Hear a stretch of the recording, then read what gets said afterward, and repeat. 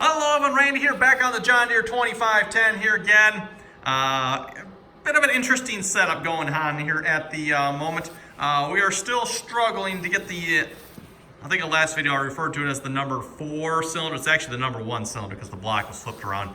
We're still struggling to get the number 1 cylinder liner in the block here. All the rest of them, great. But number 1 here doesn't want to go in. So we're trying to, at this point, heat the block. I was going to use a propane torpedo heater and just kind of set the block on its side, but for the life of me, I cannot find the torpedo heater. So I just got an electric heater facing down in it at the moment, and the clamp here is, of course, to hold the little safety switch there on the bottom, so in case it does tip over, it doesn't light on fire. Which, as far as I know, electric heater shouldn't matter if it's laying on its side anyway, just you wouldn't want it laying on something flammable on its side like that, which block ain't flammable that I know of. So yes, I got the liner sitting outside at the moment. It is cooling its britches off out there. I could put it out in the freezer, but why bother freezer when you got it outside that's a freezer. I got all 4 pistons here lined up waiting to go. It's pretty much just a matter of waiting for this liner to properly seat in the block here, which it just does not want to do. Basically what's happening, I went ahead and purchased another O-ring kit for the liners here. I'm down to my last one here already. It's in the block, or in the liner outside. But it's basically, when we try to put it in here, it is shearing the O-ring, or not actually the O-ring, one of the seals. The O-ring is the orange one, I think. Because I got the orange one here yet. The black one here, it is basically shearing this black one in half when it goes in. This is the lower ring, O-ring, sealing ring, whatever you want to call it. And it's just sheared it off. So yeah, there's like the other half of it right here. Just shears right off.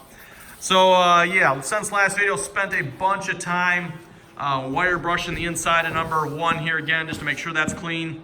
I took a hardened wire brush to it, which probably not maybe the most advisable, but just to make sure we got off whatever's, I don't know what's hanging that O-ring up in there, but to make sure it came off. So I think it looks pretty clean. I can see what appears to be bare metal in there, which, I mean, it looked like bare metal before. So anyway, I don't know how long it's going to take to do this, but I'm just going to let this sit, and yeah, we'll let everything kind of warm up. Well, let this warm up, that cool down out there. So we'll be back hopefully once we're ready to try installing this again.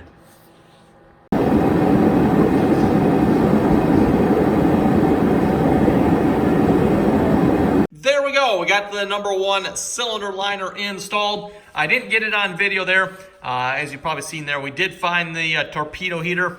Pretty much just laid the block down like this, pointed the torpedo heater at it, and well, let it heat up. And meanwhile, the liner was sitting out in the cold. So I don't know, we maybe gave it 15 minutes there to warm up to the point. It was pretty much, you could not touch the block. It was that hot. So nice and hot, at least in this area here. The rest of it, you could pretty much touch that yet because we had the heater pointed right here. And then, yeah, pretty much as quickly as we could, just grabbed the liner from the cold, slid it in there, and gave it a couple of good whacks, and it actually seated here. It's still standing up a little bit, though. That's because of the O-rings in there. When you push down on it, it goes down and stays flush. We checked that on all of these, by the way, if you're wondering, to make sure they stay flat and flush. When you push them down, they do. And again, here, it wasn't necessarily the metal that we're having problems with contact. It's these black rings here. Not even the orange ones that are giving us the problems. It's these black ones. Which, by the way, I know a couple people have said you're not supposed to put oil on these. To my knowledge, that is not true. You can put oil on these. It's, where are they here? To my knowledge, I believe it's the orange ones. You're really not supposed to oil these. But the black ones you're supposed to be able to oil, to my knowledge. So, and again, as I was saying, I think I mentioned this earlier in the video. Per the directions, you can use light oil, soap, and of course there's some official crap you can put on it as well, which I don't have the official crap, but probably should have grabbed some of that if I had thought about that, but I didn't, so don't have any. Anyway, everyone, you probably noticed we got 1 piston installed already here. Did that off camera as well, just tried it to see how it went. We got that one in, and yeah, I'm going to set the camera up here. We're going to get the rest of them in, so at least hopefully anyway. Actually, before we do that though, it's friggin' cold out here, so we're gonna see if we can heat this joint up here a little bit first. Turn that on. I don't know if I can do this with one hand or not. Let's see what's here. Let's prop this up here.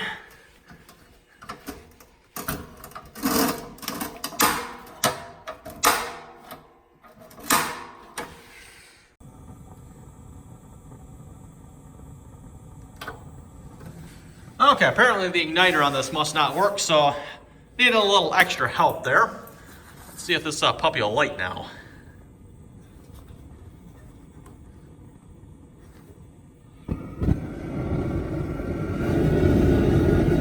Let it burn a little of the dust off here first before we turn it on full blast.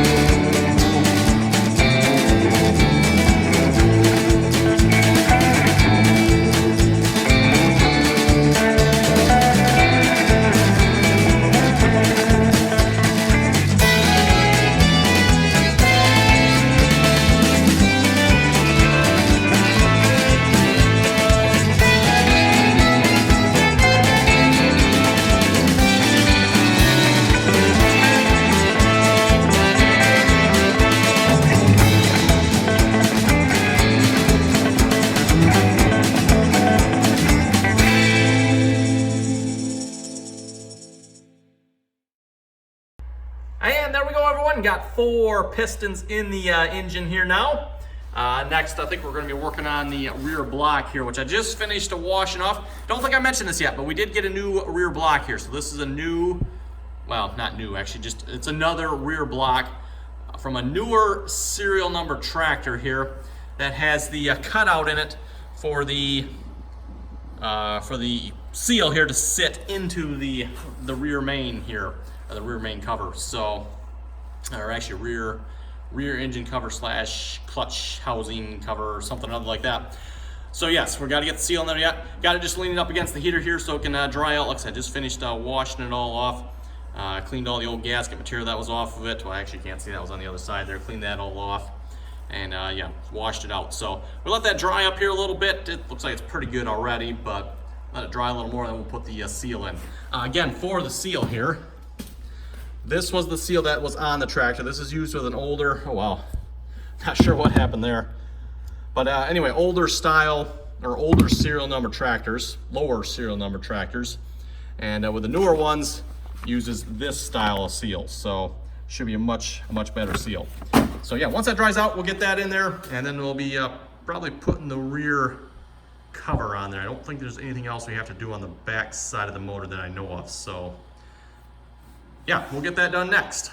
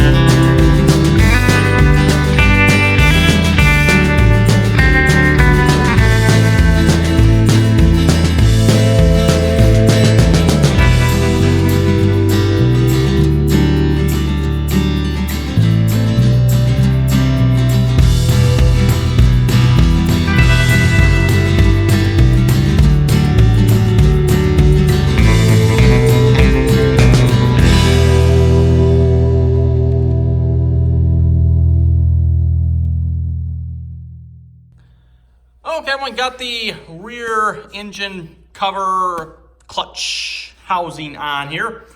A little bit of a struggle getting that seal on at the same time I tried to hold it on. Finally got a couple bolts in there, got it on. Working on putting the clutch on now. And I was happening to look at this here. This piece here was on the back of here. It doesn't exactly fit though. It's like all loose in there. And I was noticing in my seal kit, I've got this rubber piece here that happens to fit perfectly in there. Not entirely sure. I'm just happening to wonder if this goes in there instead of this metal piece. I don't know. Well, if anybody happens to know, let me know, I guess. Thinking I'm probably gonna put the metal piece back in. Like I said, the only thing I don't like about this metal piece is it's like, it's loose in there. I mean, and by loose, I mean it's like the diameter's like, I don't know, probably a 1/16 too small. So yeah, not sure. I guess we'll put it back in though. But like I said, I happen to notice I got this rubber piece here that fits perfectly.